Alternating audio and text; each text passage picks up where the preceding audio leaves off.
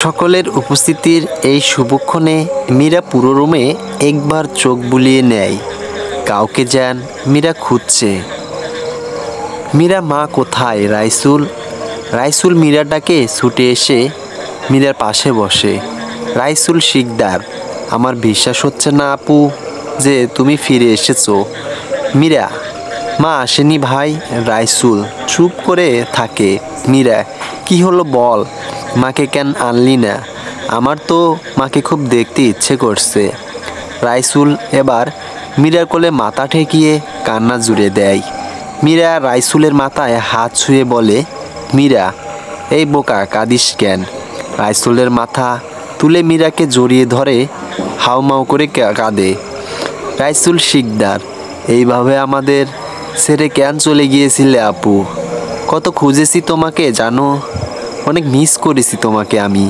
মীরা, আমিও মিস করেছি তোদের প্রত্যেকটা মুহূর্ত, তোদের সবার কথাই শুধু ভেবেছি। রাইসুল শিকদার, তাহলে এতদিন কেন আসলে না? তুমি জানো মা মৃত্যুর আগে বলেছিল তোমাকে একবার দেখবে, কিন্তু কথাটা বলে রাইসুল থেমে যায়, আর কিছু বলতে পারে না, শুধু কাঁদে। মীরা, কিন্তু কি মৃত্যুর আগে মানে?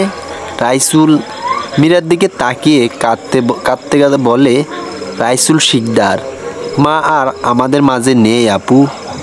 অনেক দিন আগেই মা মারা গেছে। কথাটা শুনে মীরা একটা বড় ধাক্কা খায়। অনেকটা কষ্ট হয় মীরার।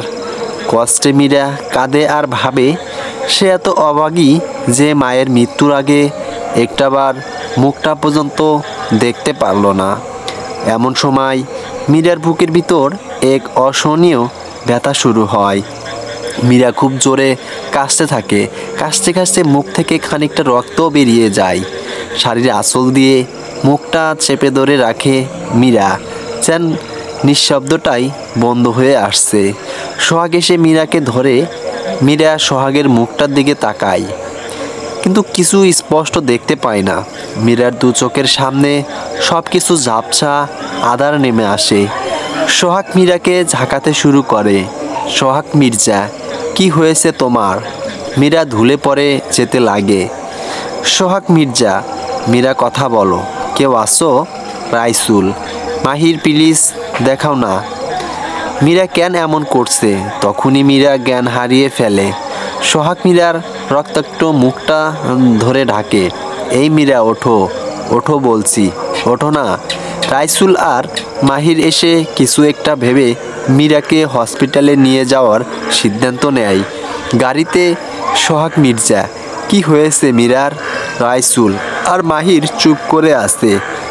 দুজন একে অপরের চোখের দিকে তাকাচ্ছে আর নীরবতা পালন করছে।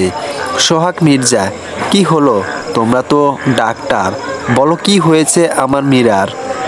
মাহির, বাবা হসপিটালে গিয়ে মীরা মায়ের কিছু টেস্ট করতে হবে, রিপোর্ট না আসা পর্যন্ত কিছুই বলা যাচ্ছে না। সোহাগ, মির্জা, মানে? সোহাগ রাইসুলের দিকে তাকিয়ে দেখে রাইসুল মাথাটা নিচু করে শার্টের হাতায় চোখের পানি মুছছে। মায়া তার মায়ের হাতের তলা ডলতে ডলতে মাকে ডাকছে। অনেক বিড়ম্বনার মধ্যে আছে সোহাগ। হসপিটালে এসে মীরাকে খানিকটা নিতে শুয়ে দিয়ে ওটিতে নিয়ে যাওয়া হচ্ছে। সোহাগ মীরার হাতটি ধরে আছে। একটা নার্স এসে সোহাগের থেকে মীরার হাতটা ছাড়িয়ে দিয়ে মীরাকে ভিতরে নিয়ে যায়। সবাই বাহিরে বসে আছে। সোহাগ কাঁদছে আর মনে মনে বলছে, সোহাগ, মির্জা, আজ তোমাকে আমার অনেক কিছু বলার ছিল মীরা। শুধু তুমি নও, আমিও যে তোমাকে খুব ভালোবেসে এসেছি। তোমার সব ভুল ধারণাগুলো আজ ভেঙে দেব আমি। একবার সুস্থ হও, তোমাকে বলবো আমার মনের ভিতর জমিয়ে রাখা কথাগুলো। তুমি বলতে না আমায়, আমার এই চোখ, মুখ, ঠোঁট, নাক আর এই বাঁকা স্বভাব সব কিছুকেই তুমি ভালোবাসো। তাই তো আমি এতগুলো বছর ধরে এই সব কিছুই তোমার জন্য তুলে রেখেছি, তোমার আমানত হিসাবে। এগুলো যে অন্য কাউকে কখনো ছুঁতে দেইনি আমি। একটা সময় তোমার সামনে হিংসা মানুষ হয়ে দাঁড়াতে চেয়েছিলাম, তোমায় কষ্ট দেব বলে, তোমার প্রতি প্রতিশোধ নেব বলে। কিন্তু তার মানে এই নয় তোমার অধিকারটা আমি অন্য কাউকে দিয়ে দেব। তুমি যা দেখতে সব ভুল, ওগুলো তোমাকে দেখাতাম কষ্ট দেব বলে। সোহাগ বসে থেকে কথাগুলো মনে মনে বলতে থাকে। এমন সময় মায়া এসে নিচে বসে সোহাগের হাঁটুতে মাথা রাখে। সোহাগ তাকিয়ে মায়াকে দেখে মায়ের হাত রেখে বলে, সোহাগ মির্জা, আচ্ছা মায়া, সব কিছুই তো ঠিক হয়ে গিয়েছিল, তাহলে এমনটা কেন হলো? মায়া মুখ তুলে বাবার দিকে তাকিয়ে দেখে বাবার চোখে পানি টলমল করছে। মায়া উঠে বাবার পাশে বসে চোখ থেকে পানি মুছে দেয়। মায়া, কেঁদো না মা, বাবা, সব ঠিক হয়ে যাবে। ওই আল্লাহর ওপর ভরসা রাখো, সে নিশ্চয় ভালো কিছু মানুষের সাথে খারাপ কিছু করতে পারে না। আমার মা বাবা তো ভালো, তাই না? সোহাগ মির্জা, সোহাগ মায়াকে জড়িয়ে ধরে কাঁদতে থাকে। মাহির বেরিয়ে আসে উঠি থেকে। সবাই মাহিরকে দেখে এগিয়ে যায়। মাহির সোহাগ আর মায়ার সামনে এসে দাঁড়ায়। সোহাগ মির্জা, কি হয়েছে মাহির? মীরাকে দেখেছো? ও এখন ঠিক আছে তো? মাহির মাথাটা নিচু করে আছে। মায়া, কি হলো বলুন? মাহির, মায়া, বাবা যে কথাটা এখন আমি আপনাদের বলবো, প্লিজ আপনারা ভেঙে পড়বেন না। সোহাগ মির্জা, এভাবে কেন বলছো বাবা? মীরার কি কঠিন কোনো অসুখ হয়েছে? মাহির মাথাটা উপর নিচ ঝাঁকিয়ে হ্যাঁ বলে। মাহির, মীরা মায়ের শরীরে ক্যান্সার ধরা পড়েছে, এখন লাস্ট। তখন মাহিরের কথা শুনে সোহাগ স্ট্রোক করে। 2 দিন ধরে আইসিইউতে ছিল, এখন কেবিনে শিফট করা হয়েছে। সোহাগ চোখ মিলতেই পাগলের মতো হয়ে যায়, না কোনো ওষুধ খেতে চায় আর না নিজের যত্ন নিতে চায়। মুখে শুধু একটাই নাম, মীরা। মীরার কাছে যাব, মীরাকে দেখব, আরও কত কি। মায়া মাহিরকে অনেক অনুরোধ করে সোহাগকে একটাবার মীরার কাছে নিয়ে যাবে বলে, কিন্তু মাহির না করে দেয়।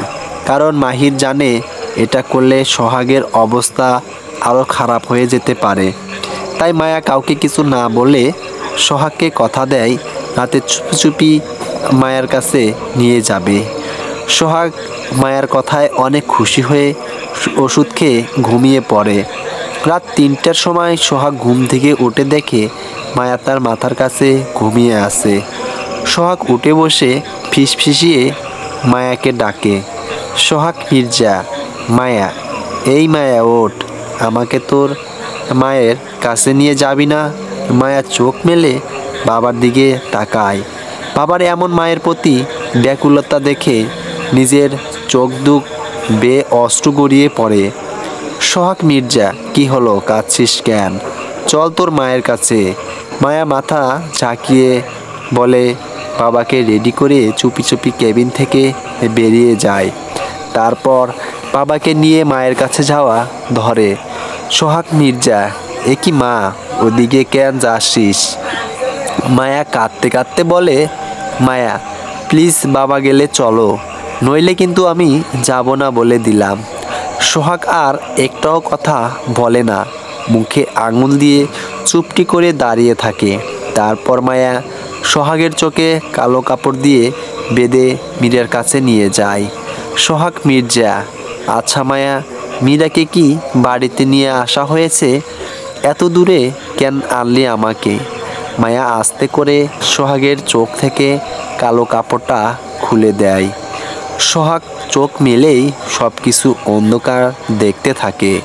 সোহাগ মির্জা, কিছুতেই তো দেখতে পারছি না, এখানে এত অন্ধকার কেন? মায়া ফোনের ফ্ল্যাশ লাইটটি জ্বালিয়ে সোহাগের সামনে ধরে। সোহাগ এবার সামনে তাকাতেই একটা বড় সড়ক ধাক্কা খায়, যেন সোহাগের পায়ের নিচ থেকে মাটি সরে যাচ্ছে। সোহাগ মির্জা, এ আমাকে কোথায় নিয়ে এসেছিস তুই? মায়া কাঁদতে কাঁদতে বলে, মায়া, মায়ের কাছে। তুমি মাকে দেখতে চাচ্ছিলে না বাবা? ওই তো দেখ, মা কত শান্তিতে ঘুমিয়ে আছে। সোহাগ কেঁদে দেয়। সোহাগ মির্জা, এসব তুই কি বলছিস মায়া? মায়া সত্যি বলছি বাবা, মা আর নেই। সোহাগ সেখানে বসে পড়ে মীরার কবরের সামনে চিৎকার করে কাঁদতে থাকে আর মীরাকে বলে, এ তুমি আমায় কি শাস্তি দিলে মীরা? তুমি ছাড়া যে এই পৃথিবীতে আমি একা হয়ে গেলাম। আমার যে আর বেঁচে থাকার মানে নেই। আমাকে নিঃস্ব করে দিয়ে গেলে তুমি। সোহাগের সাথে মায়াও কেঁদে চলেছে। কিছুক্ষণ পর চোখের পানি মুছে সোহাগকে সামলানোর চেষ্টা করে মায়া। মায়া, বাবা ওঠো, চলো, একটু পরে সকাল হয়ে যাবে। সোহাগ যেতে চায় না, হাউমাউ করে কাঁদে আর আবল তাবল বকে। দেখ না মায়া, কত শান্তিতে ঘুমাচ্ছে তোর মা। ও কি দেখতে পাচ্ছে না আমার কষ্ট হচ্ছে? আমি কাঁদছি, কেন চলে গেল আমায় ছেড়ে ও? কেন আমি একটাবার কথা বলতে পারলাম না ওর সাথে? পারলাম না ওকে বোঝাতে কতটা ভালোবাসি। আমি জানি আমি কাঁদলে মীরা কষ্ট পাবে, কষ্ট পেয়ে চলে আসবে আমার কাছে। আমি এখানে ওর জন্য অপেক্ষা করি। ও আসলে ওকে নিয়ে বাড়ি যাব। 6 বছর পর আবির। তারপর কি হলো মায়া? আবিরের কথায় মায়ার ধ্যান ভাঙে। চোখের পানি মুছে আবিরের দিকে তাকায় মায়া। বাবাকে আমি সামলিয়ে হসপিটালে নিয়ে যাচ্ছিলাম। হসপিটালের সামনে পৌঁছাতেই কোথা থেকে যান মোনা আন্টি এসে বাবার বুকে ছুরি বসিয়ে দেয়। বাবার বুকটা রক্তাক্ত, ছড়িয়ে আঘাত পৈশাচিক নিয়মে হাসতে থাকে আর বলে বাবার প্রতি তার প্রতিশোধ পূর্ণ হয়েছে। অনেক চেষ্টা করেও বাবাকে বাঁচানো যায়নি। মায়ার মতো বাবাও চলে গেছে আমাদের ছেড়ে। আবির আর মাহির। মাহিরের নামটা শুনেই মায়া থমকে যায়। বুকের ভিতরটায় এক চিনচিনে ব্যথা অনুভব হতে থাকে মায়ার। এমন সময় মায়ার ছোট মেয়ে মীরা দৌড়ে আসে। মায়ার সামনে হাত পেতে বলে, মীরা, মাম্মা দাও না 10টা টাকা, আইসক্রিম খাবো। মায়া রাগী দৃষ্টিতে মীরার দিকে তাকায়। মায়া, এইমাত্র বাবাই তোমাকে আইসক্রিম খাওয়ালো না? মীরা, খাইয়েছে, তুমি তো আর খাওনি। মায়া, কি বললে তুমি? আবির পকেট থেকে 10 টাকা বের করে মীরার সামনে ধরে আর মীরা টাকাটা নিয়ে আবিরের গালে একটা পাপ্পি দিয়ে বলে, মীরা, আমার বাবাই কত ভালো। মাম্মাম পছা ভ্যা আ। মায়ের দিকে তাকিয়ে মুখ ভেঙিয়ে দৌড়ে পালায় মীরা। মায়া, আপনি ওকে টাকা কেন দিলেন? এত আইসক্রিম খেলে অসুস্থ হয়ে পড়বে তো আমার মেয়ে। আবির, তোমার মেয়ে? আবিরের মনটা খারাপ হয়ে যায়। মায়া, না মানে আমি ওইভাবে বলতে চাইনি। আবির, না ঠিক আছে, সত্যি তো এটাই মীরা তোমার আর মাহিরের সন্তান। মায়া, এভাবে কেন বলছেন? মীরা তো আপনাকে ওর বাবাই বলে জানে। আবির, জানা আর সত্যিকার বাবা হওয়াটা এক নয়। আমার খুব ভয় করে মায়া, মাহির যদি আবার ফিরে আসে তোমার জীবনে। মায়া, আসবে না। আবির, আমি কখনো তোমার কাছে কিছু জানতে চাইনি, আজ চাইছি একটা কথার উত্তর দেবে। মায়া, কি? আবির, কি এমন ঘটেছিল যে মাহিরকে ছেড়ে চলে আসলে তুমি? না মানে তুমি যদি বলতে না চাও তাহলে ঠিক আছে। আবির মায়ের মুখের দিকে তাকিয়ে থাকে মায়ের প্রতি উত্তর কি হয় তাই শোনার জন্য। মায়া কিছুক্ষণ নীরব থেকে আবিরকে আবার বলে, মায়া, এতগুলো বছর আমাকে আর মীরাকে আপনি আশ্রয় দিয়েছেন, এতটুকু জানার অধিকার আপনার আছে। আবির, তাহলে বলো মায়া। মায়া, আপনার মনে আছে আবির, হাদিস পার্কে একদিন আমার সাথে আপনি দেখা করতে চেয়েছিলেন। সেদিন আমার আর আপনার কথা বলতে থাকা কিছু ছবি স্টিক দেয়া তুলে নেয়। ওই দিন বাবার বাড়িতে পার্টি ছিল। উনি স্টিকদাকে রাতে যখন পার্টিতে যাওয়ার জন্য আনতে যায় তখন স্টিক দেয়া পানির সাথে ওনাকে নেশার ওষুধ মিশিয়ে খাইয়ে দেয়। তারপর আপনাকে আর আমাকে নিয়ে ওনার মনের মধ্যে ভুল ধারণা ঢুকিয়ে ওনার এতটা কাছে স্টিক দেয়া চলে যায় যে স্টিক দেয়া ওনার সন্তানের মা হয়ে যায়। আমি তো কিছু জানতামই না। স্ট্রিকদা যখন 3 মাসের অন্তঃসত্ত্বা, তখন আমি ওনার আর স্ট্রিকদা বলা কথাগুলো শুনে ফেলি। উনি স্ট্রিকদাকে বলেছিল বাচ্চাটাকে অ্যাবর্শন করে ফেলতে, কিন্তু স্ট্রিকদা চায়নি। সে ওই বাচ্চাটাকে নিয়ে অনেক দূরে চলে যেতে চেয়েছিল। আর যাই হোক, স্ট্রিকদার কাছে বাচ্চাটা নিজের ভালোবাসার চিহ্ন। এমনিতেই স্ট্রিকদার ভাই, ভাবি, মা সবাই জেলে। এই অবস্থায় স্ট্রিকদাকে একা ছাড়া ঠিক হবে না। পরিস্থিতি ভেবে আমি আর চুপ করে থাকতে পারিনি। আমি চাইনি আর কোনো সন্তানের জীবন আমার মতো হোক। তাই আমি স্ট্রিকদাকে আর ওনাকে বিয়ে দিয়েছি নিজের হাতে। আমি ওনার আর স্ট্রিকদার বাসরঘর সাজিয়েছি। ওনাকে স্ট্রিকদার ঘরে দিয়ে যখন আমি বাইরে আসি, তখন মাথা ঘুরে পড়ে যাই। পরের দিন হসপিটাল থেকে রিপোর্টগুলো হাতে নিয়ে খুলে দেখি আমিও মা হতে চলেছি। আমি বুঝতে পারছিলাম না কি করব, তাই রাস্তায় বেরিয়ে অনমনা হয়ে হাঁটতে থাকি। হাঁটতে হাঁটতে একটা গাড়ির সামনে চলে আসি। গাড়িটা ধাক্কা দেওয়ার আগেই আপনি এসে আমাকে বাঁচান। ইচ্ছা ছিল ওই দিনই মরে যাব, কিন্তু আপনি পারিনি। আবির, এত কিছু ঘটেছে তোমার জীবনে। আবির মায়ের দিকে তাকায়। আবির, কেঁদো না মায়া, তোমাকে কাঁদতে দেখলে আমার যে খুব কষ্ট হয়। মায়া চোখ মুছে আবার বলতে শুরু করে, মায়া, আমি অনেকবার চেষ্টা করেছিলাম বাড়িতে ফিরে যাব, কিন্তু পারিনি। কারণ আমার বাড়িতে উনি স্ট্রিকদার সাথে থাকতো। আবির, কোন বাড়িতে? মায়া, মির্জা প্যালেস, আমার বাবার বাড়ি। উনি ছিল রাইসুল মামার আর রাইসা ফুপ্পির হারিয়ে যাওয়া সন্তান। নেহা নামের এক পুরনো শত্রু ওনাকে ভূমিষ্ঠ হওয়া সাথেই ওনার পালিত বাবা মা মুফতি খান ও শাহেদ খানের কাছে তুলে দেয়। সাথে অনেকগুলো টাকা দেয় ওনাকে নিয়ে অনেক দূরে চলে যাবার জন্য। তারা খুব ভালো ছিল, তাই নিজের সন্তানের মতো করে ওনাকে বড় করে তুলেছে। মাহির এখন মানসিক রোগী। সারাক্ষণ অন্ধকার রুমে এলোমেলোভাবে বসে থাকে আর আংড়ানো অবস্থায় মুখ বাঁকিয়ে থপ থপ করে হাঁটে ও বিনবিনিয়ে গান গায়। কেন যে এলো বাবা জড়ালে প্রেমে, কেন তুমি আমায়, কেন বুঝুনি কি হারিয়ে আমি পুরে পুরে যে চাই, জীবনে কি খেলা খেলেছ যে হাই, এর শেষ বলো কোথায়, ঢে ভাঙে দুকুল ভাঙে স্বপ্ন হাই, আমি আদারে হারাই। হঠাৎ দরজা খোলার শব্দে মাহির ভয়ে গুটি গুটি হয়ে বিছানার চাদরটি টেনে নিয়ে নিজের মুখের উপর ধরে রাখে। পরনের পাজামার দড়িটা মুখের উপর ভরে চেবাতে থাকে। এদিকে মুফতি খান আর রাইসা এসে রুমের লাইটটা অন করে মাহিরকে ডাকে, মাহির সোনা, বাবা আমার ওষুধ খেতে হবে না, কোথায় তুমি? লাইটের আলো মাহিরের অসহ্য লাগে। মায়েরা কাছে আসতেই চিৎকার জুড়ে দেয়, চোর চোর, আমার মায়াকে নিয়ে গেছে, এখন আমাকে নিতে এসেছে। মাহিরের 2 মা এসে মাহিরকে শক্ত করে ধরে ওষুধ খাওয়ানোর চেষ্টা করে। মাহির দাপাদাপি ঝাপাঝাপি শুরু করে দেয়, যার ফলে রুমের জিনিসপত্র সব এলোমেলো হতে থাকে। কাছের তৈরি জিনিসগুলো ভেঙে চুরে একাকার।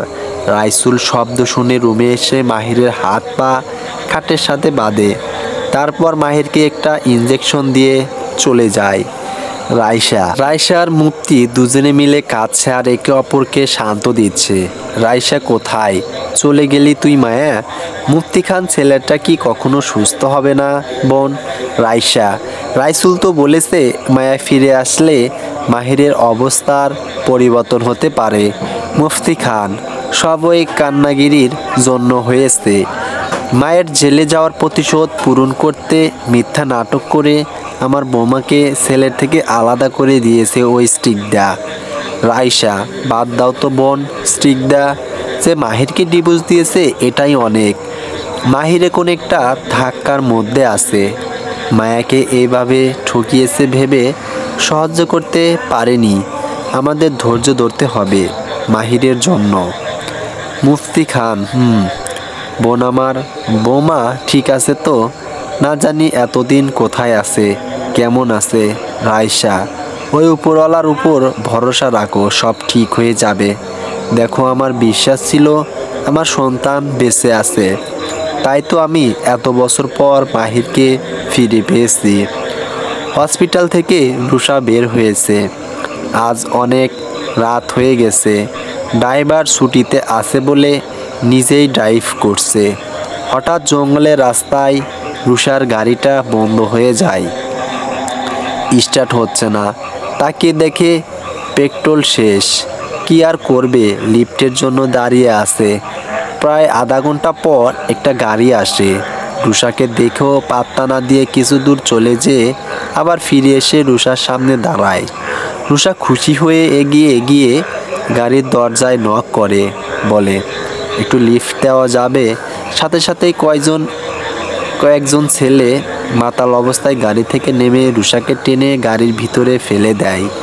রুষা ভয়ে চিৎকার করতে থাকে। এর মধ্যে ছেলেগুলো রুষার জামার হাতা দুপাশ থেকে ছিঁড়ে ফেলে। ঠিক ওই রাস্তা দিয়েই অফিসের থেকে বাড়ি ফিরছিল আবির। রুষার চিৎকার শুনে আবির এগিয়ে এসে এমন অবস্থা দেখে ছেলেগুলোকে গণপিটানি দেয়। ছেলেগুলোর মাতাল অবস্থায় আবিরকে মারার শক্তি ছিল না, তাই শুধুই মারার খেয়ে যায়। তারপর আবির রুষার জামার হাতা ছেঁড়া দেখে চোখ সরিয়ে নিজের কোটটা খুলে রুষার পিঠের উপর রাখে। কোটটা ঠিক করে পড়তে রুষা আবিরকে বলে, রুষা, আপনাকে যে কি বলে ধন্যবাদ দিব, আজ যদি আপনি না থাকতেন তাহলে। আবির, থাক, আমি বুঝি না আপনারা মেয়েরা এত রাত্রে এই রাস্তায় কি করেন।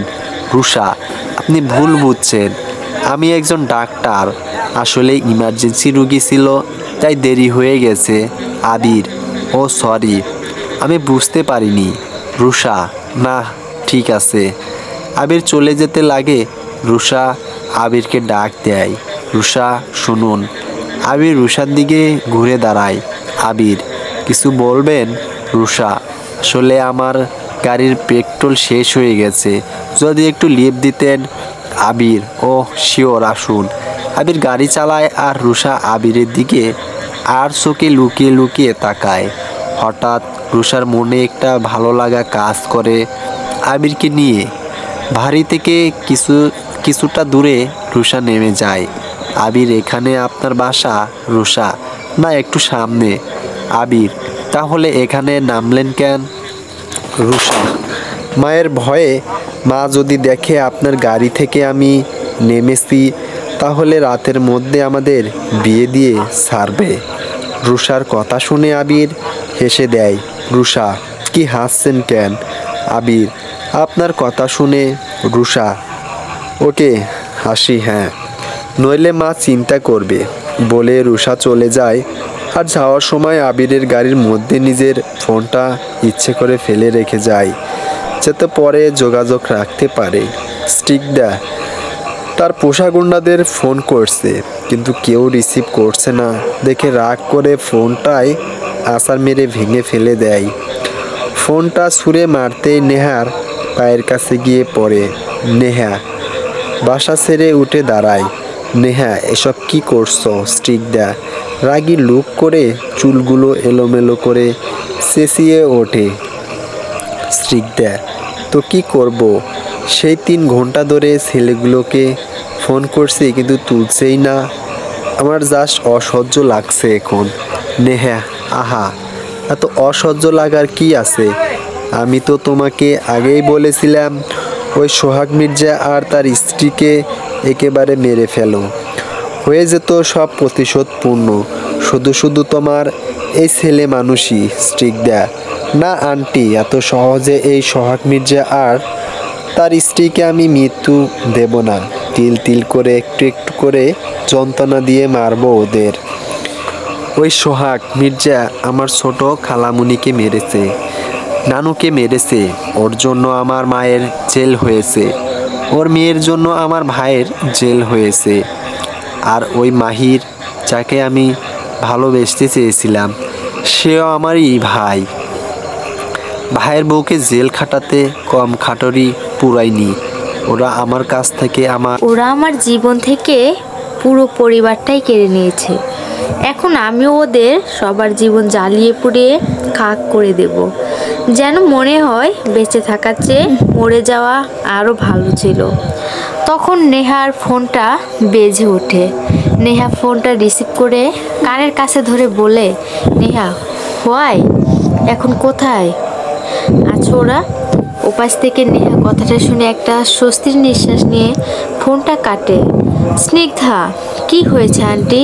নেহা, পালানোর চেষ্টা করছিলি? সোহাগ মির্জা আর তার স্ত্রী মীরা। স্নিগ্ধা চমকে ওঠে। স্নিগ্ধা মানে নেহা? কিন্তু পারেনি এতক্ষণ, সেই জন্যই ছেলেগুলো ভয়ে তোমার ফোন ধরেনি। এখন ফোন করেছে আর ফোনটা তো তুমি আচার দিয়ে ভেঙে ফেলেছো। এজন্য আমাকে ফোন করলো ওরা। স্নিগ্ধা কিভাবে পালানোর চেষ্টা করে ওই সোহাগ মির্জা আর মীরা? ছেলেগুলোর কিচ্ছু করতে হবে। একটা কাজ যদি ঠিকভাবে না করতে পারে তাহলে ওদের রেখে কী লাভ নেহা? এজন্যই বলছিলাম মেরে ফেলো সোহাগ মীরাকে। একবার যখন চেয়েছে আবার চেষ্টা করবে পালাতে। স্নিগ্ধা না পারলে না আন্টি। নেহা তুমি কিভাবে বলতে পারবে না? স্নিগ্ধা কারণ রোজ ওদের শুধু একটা রুটি খেতে দেওয়া হয়। দুজনের সারাদিনে এতটুকু খেয়ে অতটা শক্তি হবে না যে আমাদের জাল থেকে বেরিয়ে যাবে। নেহা তুমি ভুল করছো। স্নিগ্ধা আমার মনে হয় এখন ওদের মেরে ফেলাই উত্তম। অনেক শান্তি দিয়েছো ওদের, এখন অন্তত মেরে ফেলো। স্নিগ্ধা না আন্টি, ওদের আমি তিল তিল করে মারবো। নেহা ঠিক আছে, তুমি শুনবে না তো? তাহলে আমিই মেরে ফেলবো। আমি আর পারছি না ধৈর্য ধরতে। ওদের মৃত শরীরটা দেখার জন্য আমি ব্যাকুল হয়ে আছি।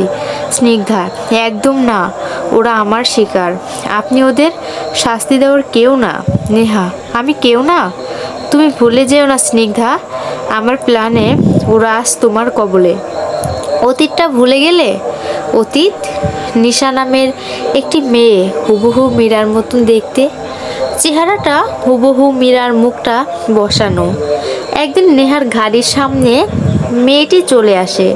নেহা খোঁজ নিয়ে জানতে পারে মেয়েটা খুব অসহায়। বাড়ির অসুস্থ বাবার ছোট একটা বোনকে নিয়ে তার সংসার। একা হাতে নেশার সবটা সামলাতে হয়। নেহা ঠিক করে নেই এই মেয়েটিকে কিছু টাকার লোভ দিয়ে সোহাগের জীবনে একবার আন্টি করাতে পারলে পুরনো প্রতিশোধ পূর্ণ করতে পারবো।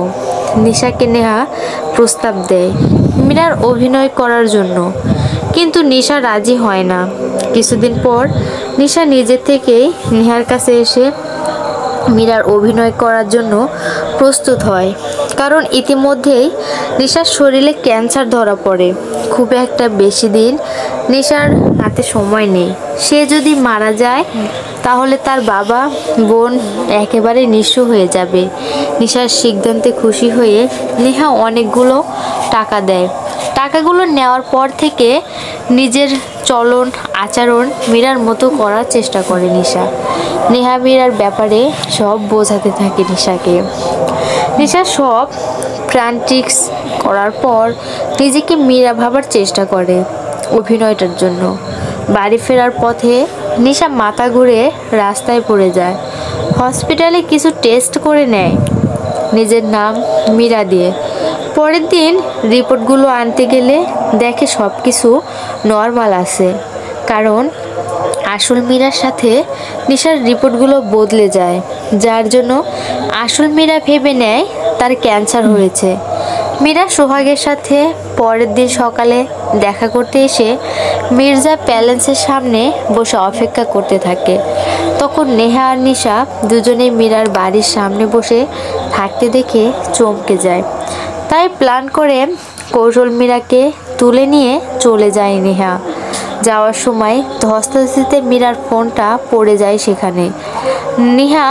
নোহা আর মীরা চলে যাওয়ার পর নিশা সোহাগের বাড়িতে যাওয়া ধরে হঠাৎ রাস্তায় একটা ছোট্ট বাচ্চাকে অ্যাক্সিডেন্ট হতে দেখে দৌড়ে যায় বাঁচাতে, যার ফলে নিজেই অ্যাক্সিডেন্ট ক্ষত বিক্ষত হয়ে যায়।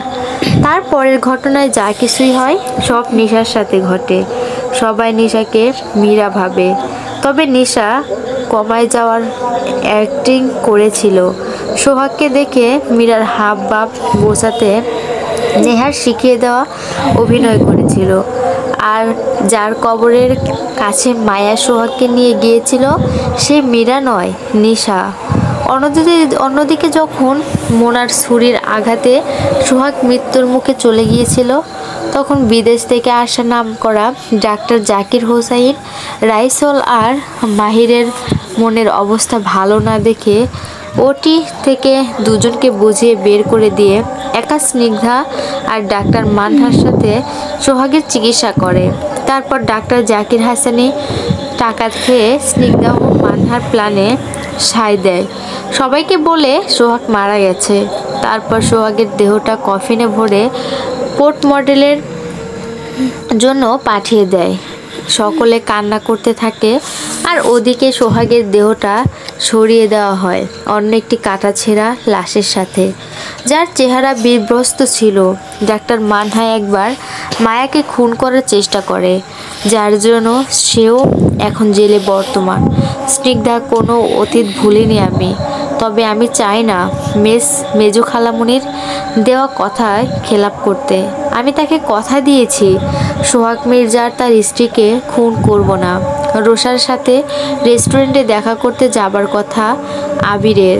রোষা অনেকক্ষণ আগে এসে বসে আছে। ফোনটা তখন আবিরের গাড়িতে ফেলে আসার বাহানায় দুজনে আরও একবার দেখা হতে চলছে। তবে আবির কিন্তু একা আসেনি, সাথে করে মায়া আর ছোট্ট মীরাকেও সাথে করে এনেছে রেস্টুরেন্টে। আবিরের ডাকে রোষা পেছনে ফিরতে অবাক।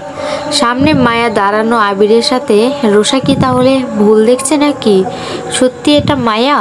রোষার মতো মায়ারও একই অবস্থা। মায়া বুঝতে পারছে না কি করবে এখন। পাশ থেকে ছোট্ট একটা মেয়ে মায়াকে ডাকে মাম্মাম বলে। রোষা আরও চমকে যায়।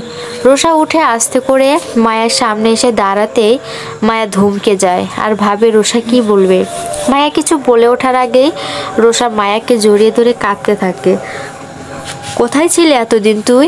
জানিস ভাইয়ের কি হয়েছে? ওই স্নিগ্ধার আশায় তুই আমার ভাইকে ফেলে গিয়েছিলি। তুই জানিস ও কি করেছে? মায়া রোষাকে সরিয়ে দিয়ে চোখের সামনে নিয়ে জানতে চায় কি হয়েছে ওনার।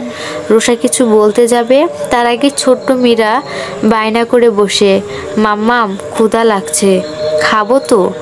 আবির তো পুরোই শকড, বুঝে উঠতে পারে না তখন কি বলছে মায়া আর রোষা। তবে শুধু ভয় পাচ্ছে এই হয়তো মায়াকে হারিয়ে ফেলবে। আবির একটু এগিয়ে এসে মায়ের কাছে জানতে চায়, তোমার কি দুজনকে চেনো? রোষা নিজের সাথে মায়ের সম্পর্কটার কথা বলে। তারপর মায়া রোষাকে নিজের দিকে ঘুরিয়ে বলে, তুই আমাকে কিছু বলতে চাচ্ছিলি, কি হয়েছে ওনার? তখন রোষা সব খুলে বলে মায়াকে মাহিরের মানসিক অবস্থার কথা। মায়ার এক মুহূর্তেও দেরি না করে সব শুনে সেই সময়ই দৌড়ে মির্জা প্যালেসে চলে যায়।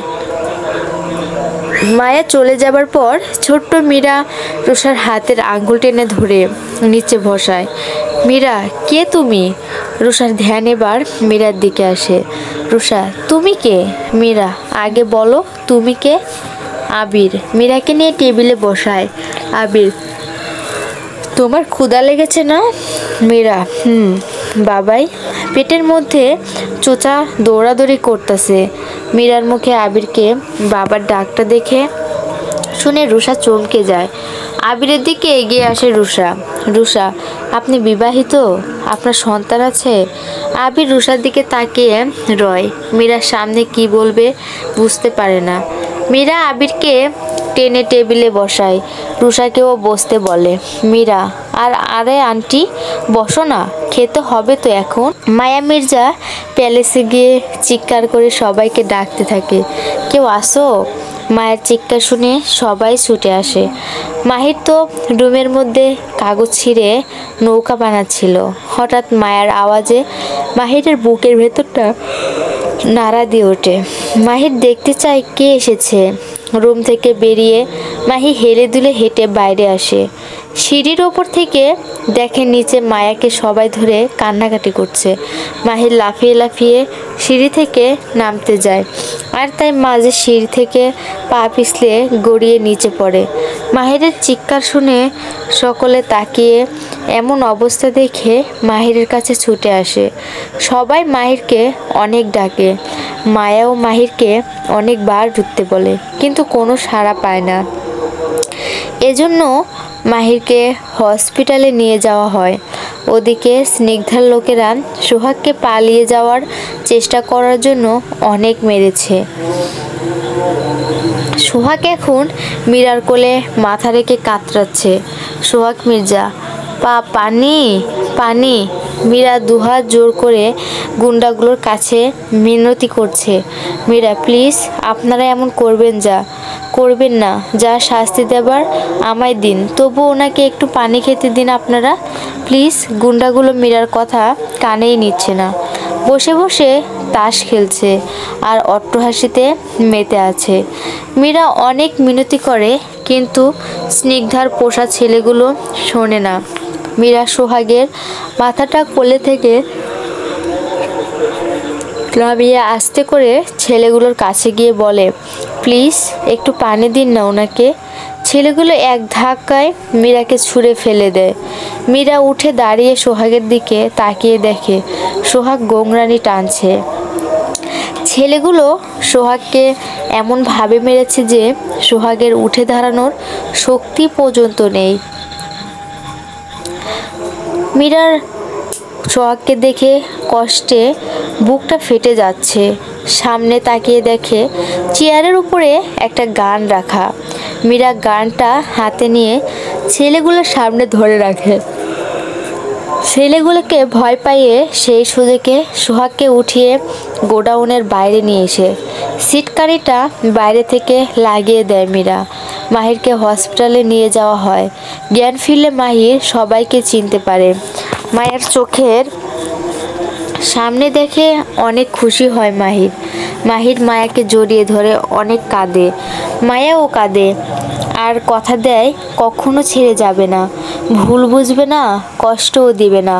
রেস্টুরেন্টে ছোট্ট মীরা খাওয়ার শেষে মায়াকে খুঁজতে থাকে। আবির আর রুষা মীরাকে নিয়ে মির্জা প্যালেসে যায়। সেখানে গিয়ে খবর পায় সবাই হসপিটালে, তাই তারা আর দেরি না করে হসপিটালের উদ্দেশ্যে রওনা হয়। হঠাৎ তাদের গাড়ির সামনে মীরা আর সোহাগ চলে আসে। আবির গাড়িতে ব্রেক করে থামিয়ে দেয়, নেমে এসে সরি বলেই সামনেই তাকিয়ে দেখে সোহাগ মীরা। আবির, এ কি আঙ্কেল আন্টি আপনারা? মীরা, বাবা আমাদের একটু হসপিটালে নিয়ে যাবে? ওনার অবস্থা খুব খারাপ, দ্রুত হসপিটালে নিতে না পারলে ওনাকে আর বাঁচানো যাবে না। আবির, কিন্তু আপনারা বেঁচে আছেন আর আঙ্কেলকে এই অবস্থা? রুষা গাড়ি থেকে মীরা সোহাগের মুখটা দেখতে পারে না। আবিরের দেরি হচ্ছে দেখে নেমে এসে চোখের সামনে সোহাগ মীরাকে দেখে চমকে যায় আর আরও বেশি আশ্চর্য হয়। সোহাগকে রক্তাক্ত শরীরে মীরার কাঁধে ভর করে দাঁড়িয়ে দুলতে দেখে। রুষা গিয়ে সোহাগকে ধরে কান্না জুড়ে দেয়। রুষা, এ কি মামা মামি, তোমরা বেঁচে আছো? আমার মামাই এই অবস্থা কে করলো? মীরা, স্নিগ্ধার পোষা গুন্ডারা করেছে বলেই মীরা কেঁদে দেয়। রুষা, প্লিজ আবির, আমার মামাকে তাড়াতাড়ি হসপিটালে নিয়ে যেতে হবে। আবির, হ্যাঁ চলুন আন্টি, আমরা হসপিটালে যাচ্ছিলাম। 2 দিন পর সোহাগ এখন সম্পূর্ণ সুস্থ। মীরা সবাইকে বলে স্নিগ্ধার নেহার ষড়যন্ত্রের কথা। পুলিশ গোডাউনে গিয়ে স্নিগ্ধার গুন্ডাদের থেকে ঠিকানা নিয়ে স্নিগ্ধা ও নেহাকেও আটক করে। মাহিরকে প্রথম ছোট্ট মীরা বাবা হিসেবে মেনে নিতে চায়নি, কিন্তু মায়ের কাছে মাহিরের প্রশংসা আর ভালোবাসার কথাগুলো শুনে এখন মেনে নিয়েছে। ছোট্ট মীরা আবিরকে কথা দিয়েছে আগের মতোই ভালোবাসবে, আর বাবাই বলেই ডাকবে যদি আবির রুষাকে বিয়ে করে। তাই আজই হসপিটাল থেকে ফেরার সময় কাজী অফিস থেকে রুষা আবিরের বিয়ে দিয়ে সবাই বের হলো। আর আমার এই সিরিয়াল এখানেই শেষ হলো, সমাপ্ত।